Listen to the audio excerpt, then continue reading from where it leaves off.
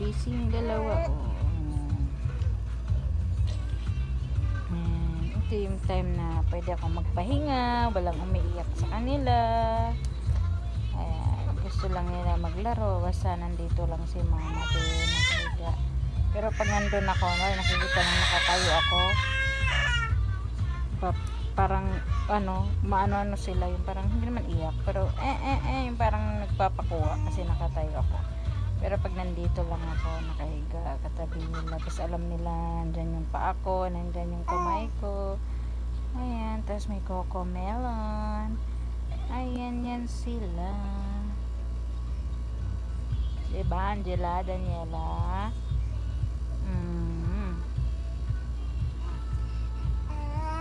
Opo.